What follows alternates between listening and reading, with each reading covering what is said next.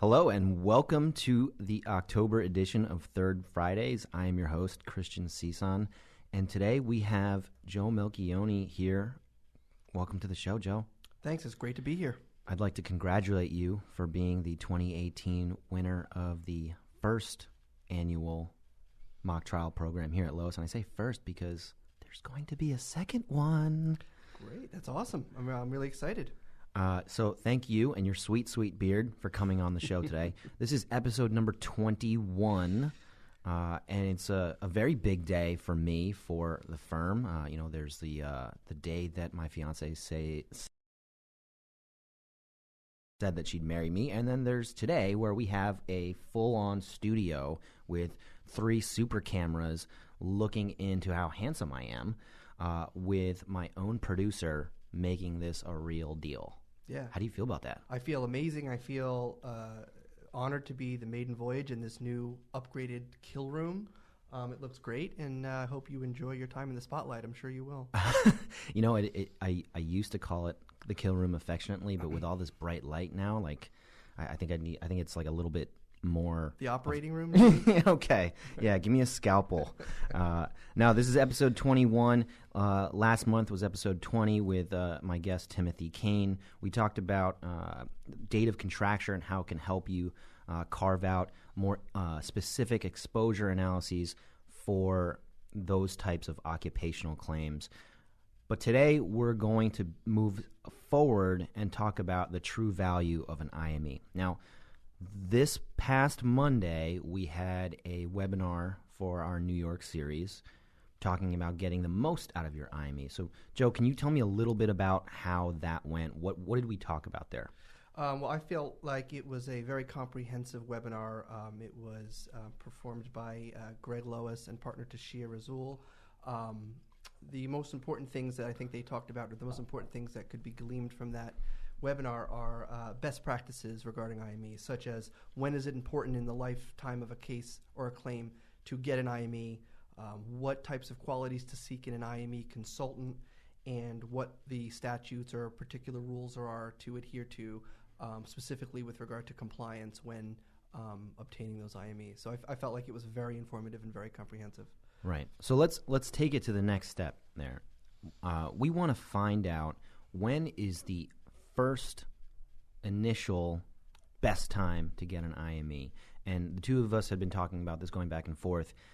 I was thinking that in accordance with my defend from day one mantra, that day 31 would be a great day for an IME in an accepted claim where we have, relatively lost time or not, but in an accepted claim. Can you kind of give us a background of what those first 30 days look like for a claimant in an accepted claim? Okay, so basically in the first 30 days, if the carrier is going to accept that claim pursuant to the payer compliance rules, they're going to want to start paying the claimant something of value. Usually it's the temporary, at the statutory minimum rate of $150. And what we typically find is a claim is accepted, the claimant presumably has medicals. Most likely, almost 100% of the time, those medicals are concluding a temporary total disability. Of course. Right. So can't do anything. Right, of course. So the case is chugging along. It could be up to 4 months before there's an initial hearing, and we go to the initial hearing, and awards are retroactively set at the temp total rate because we don't have an IME or any other medical to contest the claimant's medical of a total for that period. So that's typically how this happens. And we have 4 months that we have to pay, the carrier has to pay at the temp total rate simply because we wait until the IME to get those initial we wait to the initial hearing to get the initial IME. Right, and I think that's a great point because if we think about payer compliance and how we're paying at a rate even without the production of medical, it doesn't mean that medical isn't going to be produced later, like you said. So it may not seem like such a big burden or really there really isn't an impetus to get an IME on day 31 when you're going through that process. But first of all, it doesn't mean that you can't cancel it when you get medical, right. But it also helps you for the life of the claim. And we're talking about causal relationship of additional sites. I mean, that's a huge problem for our clients down the road. You know, when you're talking about adding a knee or a shoulder in what was initially just a hand or a foot claim, anything to increase the value of the claim like that. We like initial records. Sometimes we don't have initial hospital records at the first hearing, but if we do have an IME, those regulations that you talked about at the webinar this past Monday, or referred to the webinar from this past Monday, is essential to really rebut any possible claim for those types of actions and claims. So we can actually attack those arguments first, right, as opposed to that first hearing we talked about, paying those 4 months of backdated benefits, then telling them, hey, you better get an IME. Then how long are we going to get the second hearing, right? I mean, we're talking about maybe another 2-3 months at the very minimum. So it's a good point to bring up in terms of where we are at the first hearing. And I mean, let's be honest. Let's go beyond that, right? Think about a scheduled body part that will add PHP. So can you explain a little bit what that means and really the impact it will have? Okay, so for extremities, body parts that will be amenable to resolution through a scheduled loss of use, arms, legs, fingers, toes, those body parts, the claimant will be entitled to additional permanency benefit. It's called protracted healing. The statute, I think it's Workers' Compensation Law 15.3. Look at you. Specifies Nice. that each of those particular body parts, there's a set number of weeks that if the claimant exceeds that number of weeks getting paid at the temp total rate, they are entitled at permanency to an additional benefit at the temp total rate for that amount of weeks. So I think what you're getting at is the sooner we can get claimants off that temp total rate, the greater chance that they will not exceed the statutory minimum for that body part, and we can minimize the risk of additional indemnity exposure at the end of the claim. Perfect. And, just to illustrate this point, wow, I'm going to take Where out... can I get one of those? It's a handy-dandy Lois calendar. Everyone should have It's one. not like, maybe the New Year's coming up. Maybe someone nice to us will get them in the mail. Wow. Some lucky people. Look at all the stuff that's going on. Let's illustrate how Day 31 really, really a lot of information helps, in right? this calendar. Oh, this is October, okay? The 19th. A third Friday podcast is on the calendar. That's okay. This is exactly where we are today, right? Let's imagine an accident on October 1st, right? October 31st or maybe even November 1st would be a great day for an IME because, as you said, that cuts off total disability, assuming that the IME finds a partial, for 1 month. And then you don't have to deal with that kind of issue for the rest of the claim, barring surgery, barring, a future IME conceding total in the later rounds of a claim. And then you don't have to deal with that kind of bonus that you're talking about. Mm-hmm. So be sure to use these. You'll get 2019 ones in the mail very soon. I think there's something else that we need to bring up. I think that this also kind of goes with your whole defend from day one mantra. That's a counter two. Beyond just reducing indemnity benefits earlier on in the claim, we're also setting the stage that we're going to defend this. We're going to defend this claim from day one. We're going to get our medical opinion to state that potentially future surgeries are not necessary.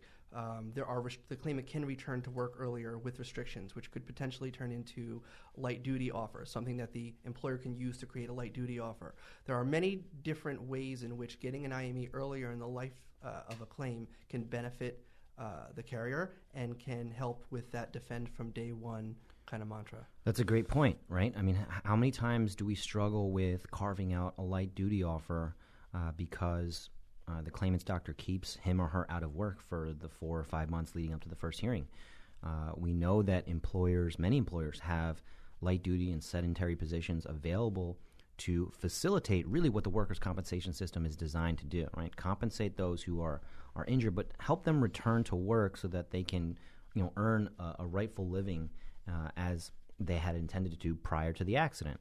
And getting that initial medical early stops that bleeding. I think another thing you mentioned was treatment, right? Think about the crazy timelines that MG2s and C4 auths put our clients in, where we have to get new medical within 30 days or less, depending on when they actually receive the form. Having that initial medical report from an IME doctor, a credible IME doctor, puts us in position to have a credible opinion as it relates to surgery, right? You know, we talk about going to that hearing and a judge saying to our faces, well, you didn't get an IME for 4 months.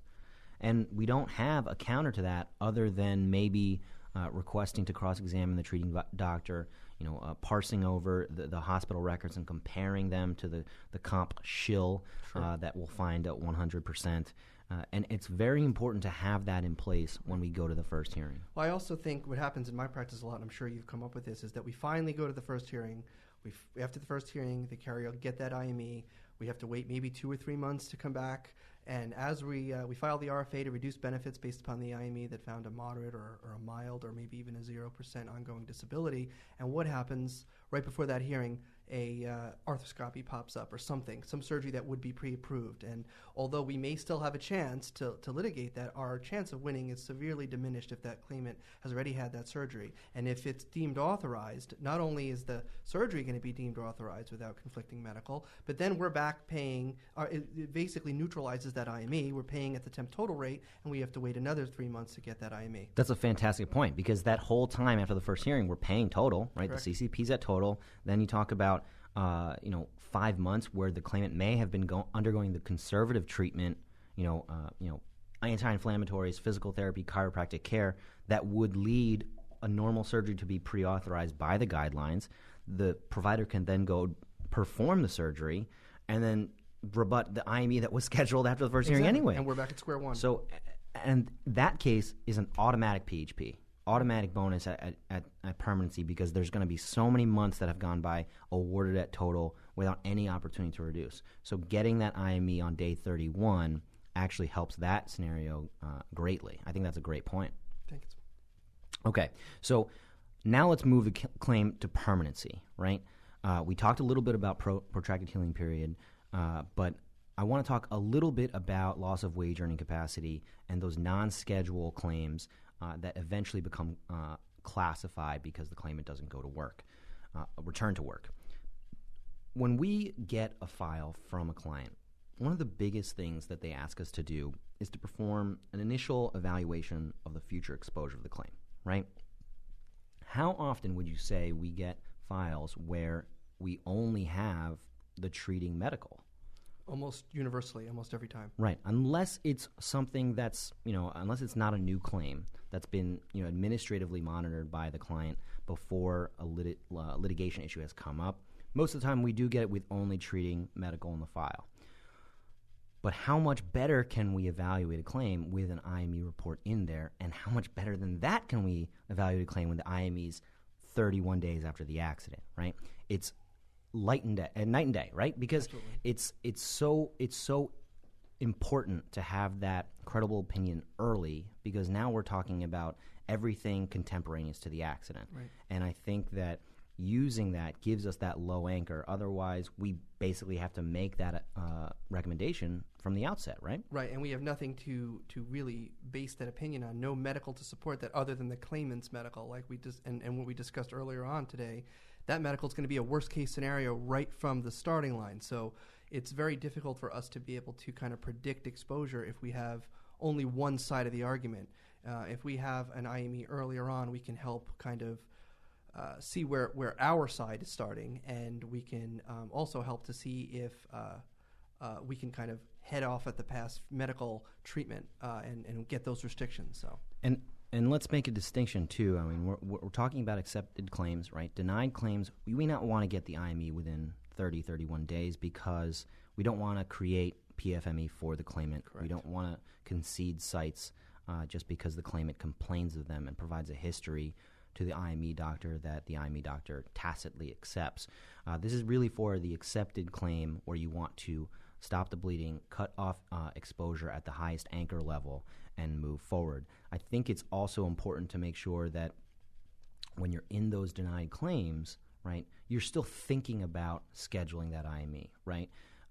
Even though we're not doing it on day 31, we know the expedited calendar moves very quickly, and it's still important to get that IME date before we enter the pre-hearing conference, because otherwise it's going to be very difficult to get that report in before trial. I think that's an excellent idea, and it's not something that is often implemented because, like you said, people are afraid of getting the IME and getting that IME to concede PFME or causal relationship of the site. But there's no harm in scheduling that IME just prior to the pre-hearing conference, because it could always be canceled if there's no PFME found at that conference. And if PFME is found, which most likely it will be, as you know, we're constantly reminded by the law judges that the standard is as low as it could possibly be, then the IME is already scheduled, and it kind of minimizes the risk that you're not going to get it scheduled within the 30-day expedited period. So I think that's a great idea.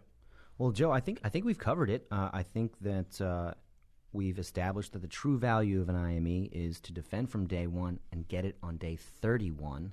I want to thank you for coming on to the show, and I hope that the rest of our team here at Lois isn't afraid of you becoming a repeat champion at the 2019 second annual mock trial program. We'll have to just all stay tuned and see now, won't we? All right, thanks, Joe. Thank you very much for having me. Happy Third Friday, everybody.